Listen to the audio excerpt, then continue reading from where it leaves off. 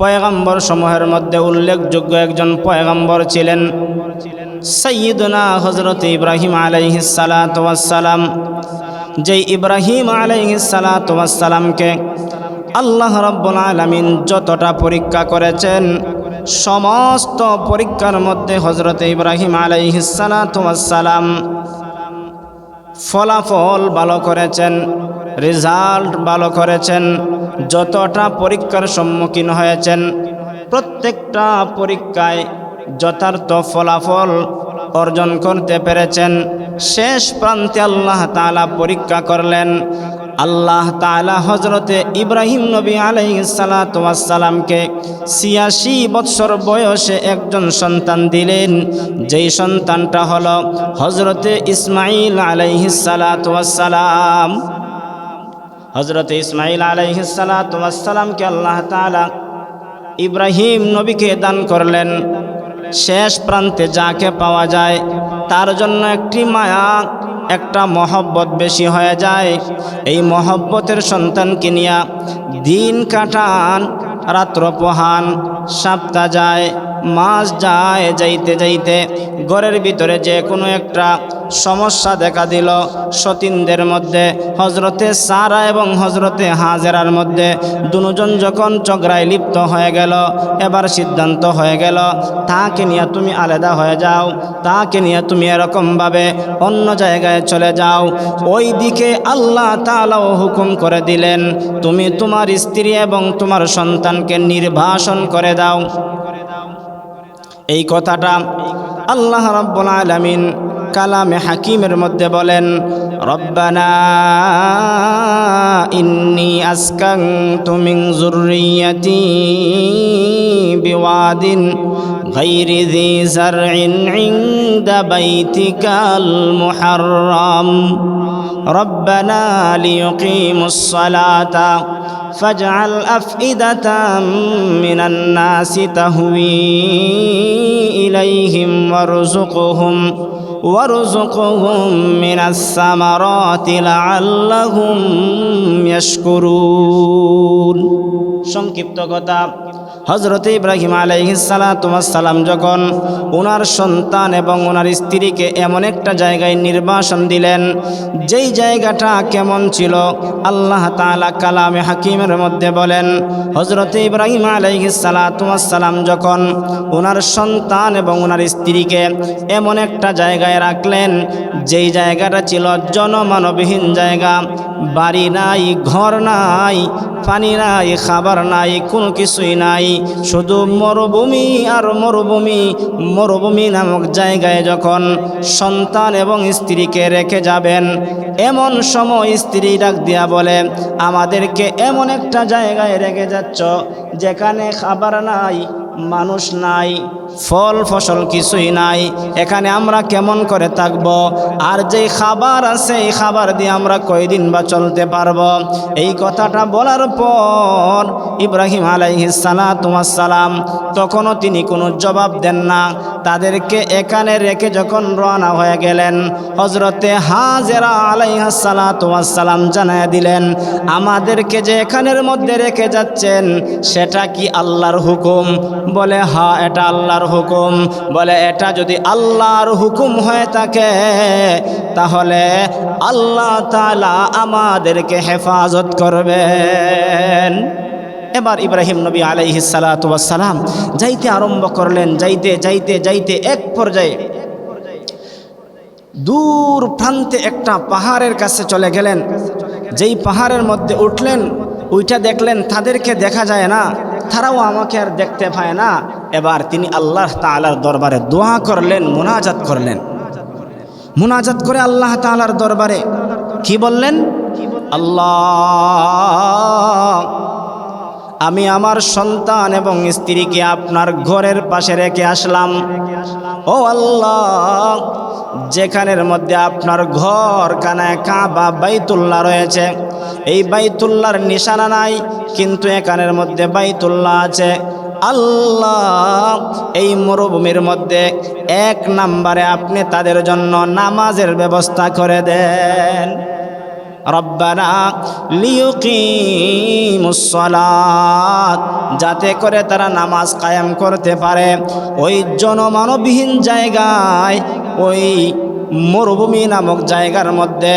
তিনি বললেন আল্লাহ তাআলার কাছে, আল্লাহ তাদেরকে এখানে নামাজ পড়ার ব্যবস্থা করে দেন, নামাজ কায়েমের ব্যবস্থা করে দেন।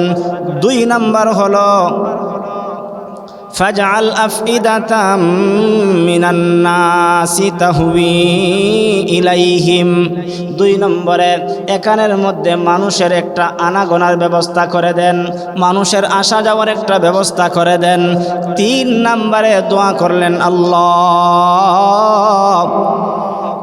ওয়ারযুকহুম মিনাস সামারাত, আল্লাহ ওই জায়গায় ফল ফসলের ব্যবস্থা করে দেন, খাবারের ব্যবস্থা করে দেন। আল্লাহ তাদের যদি নামাজের ব্যবস্থা হয়ে যায়, মানুষের আনাগোনার ব্যবস্থা হয়ে যায়, ফল ফসলের ব্যবস্থা হয়ে যায়, আমার বিশ্বাস আমার সন্তান আর আমার স্ত্রী আপনার শুকরগুজার বান্দা হয়ে যাবে। দোয়া করলেন ইব্রাহিম নবী দূর প্রান্ত গিয়া, দুজন থেকে আড়াল হয়ে এই দোয়া আল্লাহ কবুল করে নিলেন। আল্লাহ তাআলা ওই জায়গার মধ্যে নামাজের ব্যবস্থা তথা পৃথিবীর প্রথম ঘর খানায়ে কাবা বাইতুল্লাহ, যেটা মাটির সঙ্গে মিশে গিয়েছিল বন্যার প্লাবনের কারণে, ওই মসজিদটা আবার আল্লাহ তাআলা উন্মুক্ত করে দিলেন, নিশানা বের করে দিলেন। 2 নম্বরে ওই জায়গায় মানুষের আনাগোনার ব্যবস্থা করে দিলেন। কেমন আনাগোনার ব্যবস্থা আল্লাহ তাআলা করলেন? আল্লাহর নবী বিশ্বনবী মুহাম্মদ সাল্লাল্লাহু আলাইহি ওয়াসাল্লাম বলেন, ওই জায়গায় মানুষ এত পরিমাণ আসে, কিয়ামত পর্যন্ত আসবে। পৃথিবীর প্রান্ত প্রান্ত থেকে সমস্ত মানুষগুলো ওই জায়গায় আসবেন হেদায়েতের গুডাউন থেকে হেদায়েত নেওয়ার জন্য, বরকতের এই গুডাউন থেকে বরকত নেওয়ার জন্যে তারা ওই জায়গায় আসবে, বরকত নিবে, ফল ফসলের জায়গা থেকে ফল ফসল ভক্ষণ করবে। ওই জায়গার মধ্যে আল্লাহ তাআলা বরকত দান করে দিবেন। এই বরকতগুলো একমাত্র ইব্রাহিম নবী আলাইহিস সালাতু ওয়াস সালাম এবং ওনার পরিবার পরিজনের মাধ্যমেই আল্লাহ তাআলা দান করে দিয়েছেন। যেমন সাইয়্যিদনা হযরতে হাজেরা আলাইহাস সালাতু ওয়াস সালামের দৌড়াদৌড়ি নামক একটা বরকত আছে। সন্তানকে মরুভূমির মধ্যে রাইখা তিনি যখন দৌড়াদৌড়ি করেছিলেন সন্তানের পানির তালাশে, ওই দৌড়ানোটা আল্লাহর কাছে তো পছন্দনীয় হয়ে গেছে।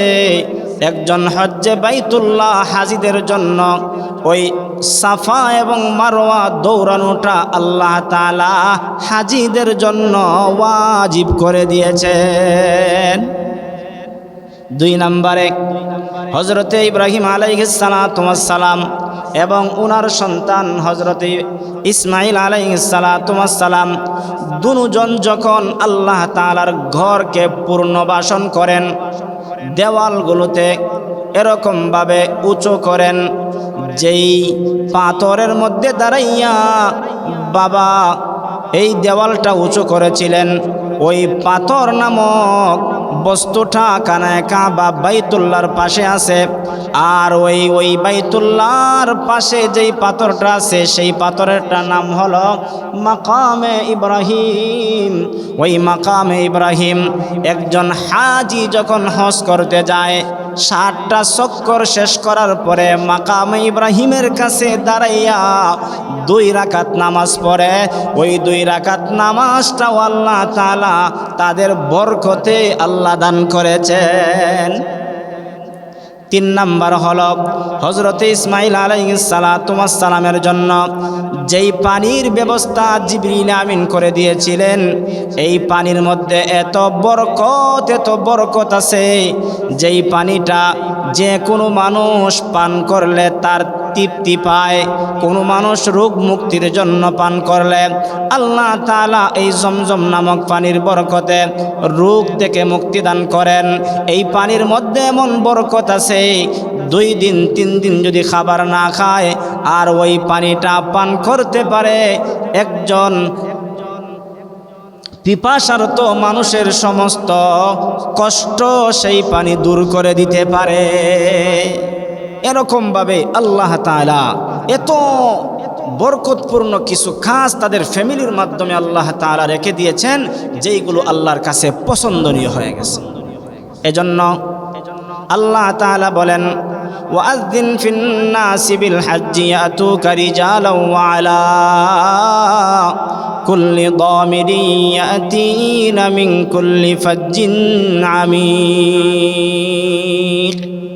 ইব্রাহিম আলাইহিস সালাতু ওয়াস সালাম আল্লাহ তাআলার ঘর যখন পুনর্বাসন করলেন, দেওয়াল উঁচু করলেন, আল্লাহ তাআলা জানায় দিলেন, ইব্রাহিম তুমি একটা ঘোষণা দাও, তুমি একটা আহ্বান করো। বলে, আল্লাহ আমি তো ঘোষণা করব, আমার ঘোষণার আওয়াজ তো বেশি দূরে যাবে না, হয়তো 100 হাত দূরে অথবা 200 হাত দূরে, সর্বোচ্চ না হয়ে 1 মাইল দূরে যাবে। আর আমার ঘোষণা শুনলে কি হবে? বলে, তোমার ঘোষণা শুনে পৃথিবীর প্রান্ত প্রান্ত থেকে মানুষ তোমার ডাকে সাড়া দিয়া আমার ঘর, পৃথিবীর প্রথম ঘর মসজিদে আসবে তাওয়াফের জন্যে, গুডাউন নামক নিয়ামত নেওয়ার জন্যে, হেদায়েত নামক মার্কাজের মধ্যে তারা আসবে। আল্লাহ আমার ডাক তো পৃথিবীর প্রান্তে পৌঁছবে না। হযরত ইব্রাহিম আলাইহিস সালাতু ওয়াস সালামের জবাবে আল্লাহ তাআলা জানায় দিলেন, তুমি জবান দিয়ে আহ্বান করা তোমার দায়িত্ব, আর তোমার কথাটা পৃথিবীর প্রান্তে প্রান্তে পৌঁছায় দেওয়া আমি আল্লাহর দায়িত্ব। ওই জায়গা থেকে মানুষগুলো আসবে, কিভাবে আসবে? আল্লাহ তাআলা কালামে হাকিমের মধ্যে বলেছেন, কিছু মানুষ হেঁটে হেঁটে আসবে। আশপাশে যারা আছে আজ আমরা দেখতে পাই তারা হেঁটে হেঁটে আসে, আর যারা দূর দূর প্রান্ত থেকে আসে ওই সময়ে মানুষগুলো উটের মধ্যে আরোহণ করে তারা আসতো আল্লাহ তাআলার ঘর বাইতুল্লাহকে তাওয়াফের জন্য। এখন যেহেতু উটের ব্যবস্থা নাই, গাড়ির ব্যবস্থা আছে, বিমানের ব্যবস্থা আছে, হেলিকপ্টারের ব্যবস্থা আছে, ওই সমস্ত জন্তুগুলো, ওই সমস্ত বস্তুগুলো ব্যবহার করে পৃথিবীর প্রান্ত প্রান্ত থেকে মানুষগুলো আল্লাহ তাআলার ঘর কানায়ে কাবা বাইতুল্লাহকে তাওয়াফের জন্য মানুষ আসে। ওই ঘরটা দামি ঘর, ওই ঘরটা বরকতপূর্ণ ঘর। এজন্য এই বরকতপূর্ণ ঘর আমাদেরকে যাওয়ার এবং ওই ঘরকে তাওয়াফ করার সবাইকে যেন আল্লাহ তৌফিক দান করেন। সবাই বলি আমিন।